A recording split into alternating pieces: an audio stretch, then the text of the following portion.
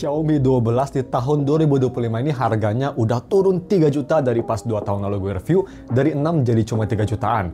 Apakah HP setrika kecil dari Xiaomi ini masih oke untuk dibeli di tahun 2025? Yuk langsung aja kita review si Xiaomi 12.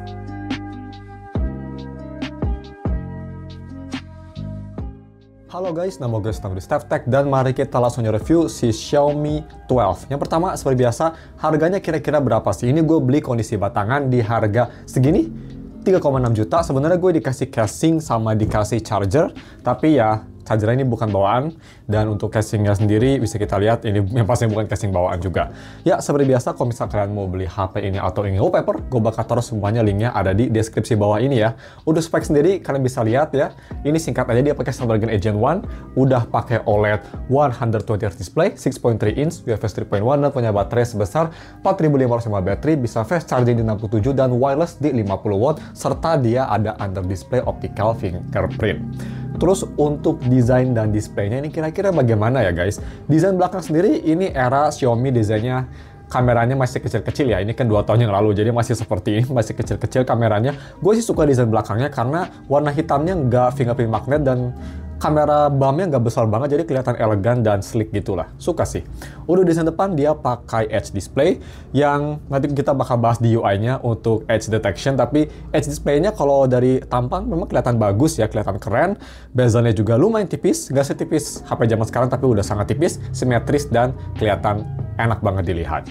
Gripnya juga dia karena HP-nya kecil, hanya 6,3 inci, jadi one-handed sih masih enak banget, walaupun gue rekomen pakai casing. Kalau nggak pakai casing ini sangat licin sekali.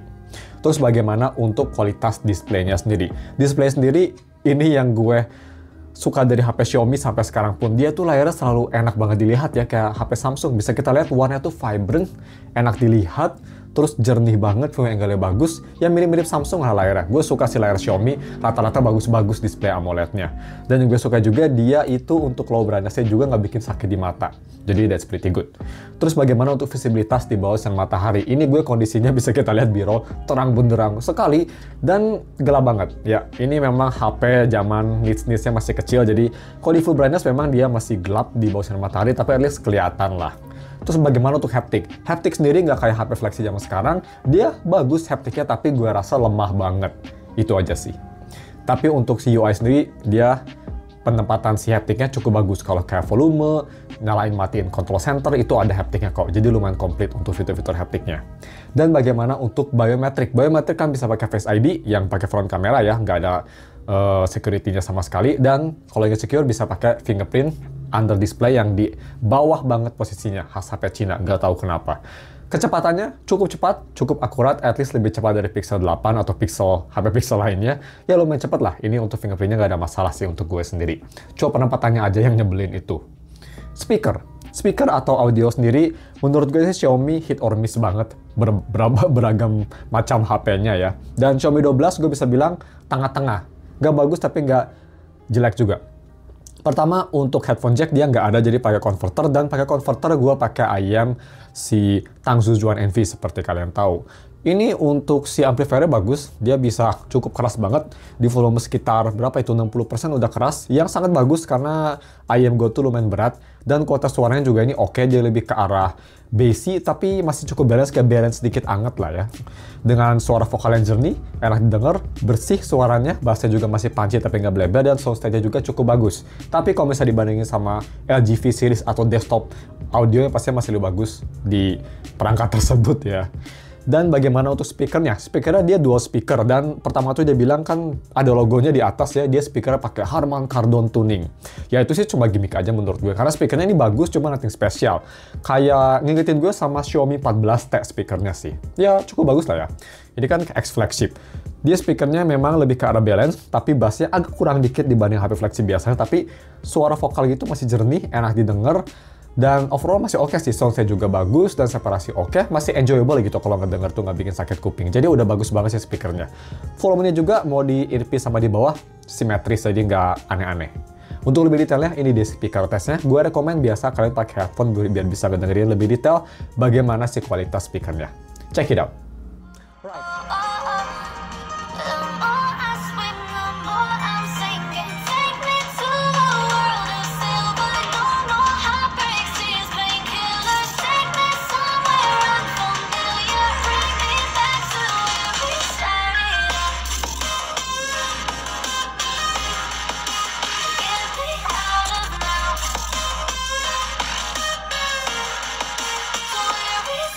Check it out. Right, bagaimana untuk kamera quality? Kamera belakang dia kelihatannya kayak ada 3 kamera, tapi sebenarnya yang berguna hanya 2 ya. Karena si main kameranya dia ada di 50 megapiksel, kamera kedua 300 megapiksel ultrawide, dan kamera ketiga itu 5 megapiksel makro. Sedangkan kamera depan dia ada di 32 megapiksel, angka favorit Xiaomi, dan bisa nge-record di 1080p 60. Untuk kamera belakang tadi bisa nge-record di 8K, jadi udah bagus banget. Bagaimana sih kualitas fotonya? Untuk kualitas fotonya gue lumayan surprise. Biasanya Xiaomi kan kameranya bikin foto lebih vibrant, lebih gitu ya, lebih lebih mencrong. Ini lebih muted ya, ngingetin gue sama kualitas foto Xiaomi. Ya bisa kita lihat nih, gue kasih beberapa foto dari kamera ultrawide sama kamera main, cukup bagus. Ultrawide kadang dari range-nya agak miss dibanding main kamera, tapi overall masih bagus banget. Dia bisa 2x zoom juga untuk main kamera tanpa ada kualitas yang terkurang. Jadi foto masih bagus banget. Dan untuk selfie juga ini surprise-nya bagus banget. Walaupun masih ada smoothing, kalau misal selfie bisa kelihatan muka gue nggak semulus itu. Tapi sih portraitnya bagus, dan foto di bawah sinar matahari bukan yang terbaik, tapi masih bagus juga loh di harga. Jadi untuk kamera mungkin karena ini X flagship, jadi foto-foto bisa kita lihat kelihatannya masih bagus sekali loh. Dibanding sama HP 3C dan zaman sekarang sih ini bisa bersaing or even better. Video recording ini bisa sampai 8K 24 fps. Tapi sih ini menurut gue nggak penting ya 8K. Sampai sekarang pun 8K masih agak gimmick. Jadi untuk tesnya gue bakal tes di 4K 60 dan 4K 30. Nanti kalian bisa lihat itu kualitasnya sih menurut gue agak lucu ya, karena agak flat kualitasnya, jadi nggak vibrant banget. Tapi ya sebelum kita masuk ke video recordingnya, pas gue pertama unboxing video ini, sedikit insight aja. Gue tuh sempat kaget karena HP-nya ada itu loh, ada embun. Jadi kayak di Xiaomi 14, tapi ternyata itu cuma awal-awal aja. Gue kira gara-gara HP-nya panas jadi mengebun gitu kan. Tapi ternyata setelah gue pakai beberapa menit dan gue recording lebih lama lagi, 10, 11, 15 menit, ternyata embunnya nggak muncul. Jadi mungkin cuma awal-awal aja itu ya. Itu gue kaget, keren gue di effect. Tapi ya, kayaknya dari dulu Xiaomi memang ada masalah ya sama si lensanya, ngembun terus. Anyway, ini dia video quality testnya daripada gue banyak ngomong. Check it out deh. Mikrofonnya bagus loh. Here you go. Oke, ini video recording pakai resolusi 4K 60 fps. Kalian bisa nilai gimana biasa kualitasnya. Kualitasnya sih oke, cuma bisa kita lihat dynamic range agak kurang bagus ya. Itu exposure atas putih banget. Harus diginiin baru dia bisa nge-compensate. Tapi ya, seperti ini. Dan kalau misalnya kita mau rubah ke 4K 60, kita bakal rubah 1, 2, 3. Nah, 4K 30 kayak gini, dan ternyata 4K 30 dia bisa gonta-ganti lensa ya. Ke ultrawide dan ke main nih. Ini pakai ultrawide-nya. Ini balik ke main. Nice. Warnanya kelihatannya agak sedikit beda ya. Ini apakah... Oke, nggak ngembun. Cuma warnanya memang agak beda aja kalau 4K 30. Nggak se-vibrant 4K 60 for some reason. Anyway, seperti ini, dan kita langsung aja pindah ke gaming performance yang lumayan bagus juga sih menurut gue. See you there. Dan untuk gaming performance, ini yang kelihatannya kayak chipsetnya bagus, tapi ternyata jelek banget. Karena fuck you Samsung. Yap, dia pakai Snapdragon 8 Gen 1.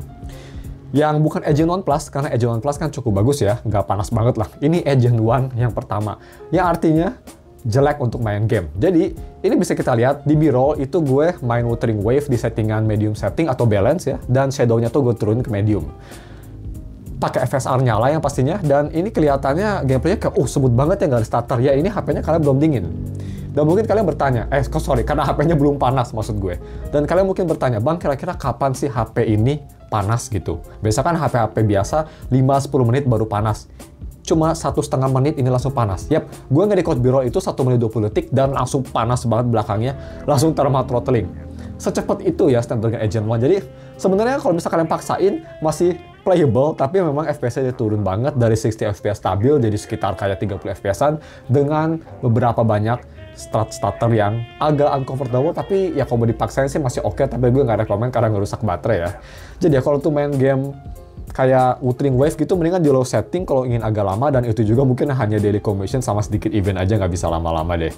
Tapi buat main game rhythm saya ini masih cukup oke surprisingly. Gue main game Bandori di low setting, yang pasti biar gak cepet panas, gak ada masalah surprisingly. Ini padahal HP dimana Xiaomi masih ada sedikit audio delay ya, atau touch delay. Di sini nggak ada apapun, mungkin gara-gara udah di-upgrade ke HyperOS. Jadi main Wuthering Wave, main Bandori gak ada masalah sama sekali loh. Enak banget, kayak di HP Pixel. Nice. Udah lagi nih kecil, jadi compact buat jempol player. UI experience. Bagaimana untuk UI experience-nya? Buatnya penasaran apakah HP ini dapat HyperOS? Jawabannya dapat dong. Jadi kalau misalnya kita ke About Phone, di sini sudah di HyperOS 1.0.10.0. Di sini basisnya Android 14. Gue kurang tahu apakah HP ini dapat Android 15 atau HyperOS 2.0. Bisa komen di bawah. Tapi ya karena ini Xiaomi sih gampang ya, kalau misalnya itu tinggal di custom ROM aja. Ini kan HP resmi juga. Jadi ya, untuk OS-nya seperti itu. Dan bagaimana untuk UI performance-nya? Asalkan nggak panas, ini UI-nya sih masih kayak HP flagship ya. HyperOS memang animasinya cukup bagus, smooth, konsisten, walaupun bisa kita lihat di B-roll, kadang multitasking agak sedikit buggy, tapi masih oke lah. Launch aplikasi cepet, multitasking enak, tapi kalau misalnya kalian agak berat, kayak misalnya kalian buka aplikasi, terus kalian split screen, ngambil foto, login gitu ya, itu bakal agak panas dan performance agak nurun, tapi masih bagus kok di harganya. Itu sih menurut gue. Dan untuk si DRM info sendiri, kalau misalkan kalian penasaran, ini sudah di DRM info yang pastinya sudah di Wi-Fi L1, bisa kelihatan, dan sudah support HDR10+, terus udah ada white color gamut. Nah, yang gue mau bahas satu lagi dari UI ini, yaitu dari palm rejection layarnya yang sangat burik ya. Ini memang layarnya si Edge-nya tuh lumayan agresif ya, jadi nggak kayak S23 yang cuma semenel gitu, cuma seumprit. Si Edge-nya ini lumayan agresif, jadi kadang kalau misalnya gue tiduran gitu, ini daerah sini suka kepencet sama palm kanan kiri, daerah bawah sini nih. Ini sama ini suka kepencet. Jadi palm rejection-nya menurut gue ini sih kurang bagus ya untuk Edge. Itu aja sih. Nah, battery life. Dia baterai untuk HP kecil sih lumayan oke, 4500 mAh baterai. Dan gue bisa bilang untuk pemakaian sehari, walaupun di baterai udah berumur, masih oke banget. Dapat SOT sekitar 7 jaman, pemakaian enteng, sosial media, YouTube, dan sedikit nonton video. Sedikit ngambil foto maksud gue ya. Cukup oke sih, jadi baterai life masih oke dan dia fast charging-nya cepet banget kok. Kalau misalnya ada fast charging 67 watt, ini ngecasnya cepet banget. Oke, jadi cuma segitu aja untuk video reviewnya, dan gue mau bahas kelemahan-kelemahannya sebelum gue balik lagi ke konklusinya. Oke, kelemahan pertama ya pastinya, cuma ada dua sih kelemahannya. Yang pertama, dari palm rejection layarnya. Edge itu memang bagus ya, kelihatannya kayak futuristik, tapi fungsinya benci banget gue. Banyak banget masalah. Gue mendingan flat aja deh. Jadi palm rejection-nya ini menurut gue agak sedikit jelek. Dan yang kedua, ini yang besar banget buat para gamer. Ini chipsetnya kenceng tapi cepat panas. Jadi gue nggak rekomen kalau misalnya kalian beli HP ini tanpa pakai cooler. Karena ini, wow, cepet banget panasnya. Memang seperti itu ya, 888 sama Gen 1. Jadi ya, itu aja sih. Dan untuk konklusinya sih, kalau misalnya kalian lagi nyari HP yang experience-nya flagship, kalian ingin HP 3 jutaan yang experience-nya flagship, layarnya mantep, kameranya solid, bisa 8K, bisa 4K 60 gitu ya, build-nya enak, desainnya keren. Ini sih harga 3 jutaan bagus banget loh. Dibanding sama HP Xiaomi lainnya di harga 3 jutaan, ini yang pastinya masalah premiumnya lebih dapat. Tapi buat para gamer, gue sih nggak rekomen. Jadi ya, itu sih konklusi gue, dan kalau misalnya kalian mau beli HP ini, gue bakal taruh di bawah video ini deskripsinya, tapi karena gue beli di individual seller, jadi gue bakal taruh search engine aja ya. Wallpaper juga gue udah taruh linknya di deskripsi, dan mungkin cuma segitu aja video reviewnya. Ini lebih singkat ya, kalau bisa kalian suka kayak gini bisa komen di bawah. Thanks for watching, kita ketemu lagi minggu depan untuk video review lainnya. See you!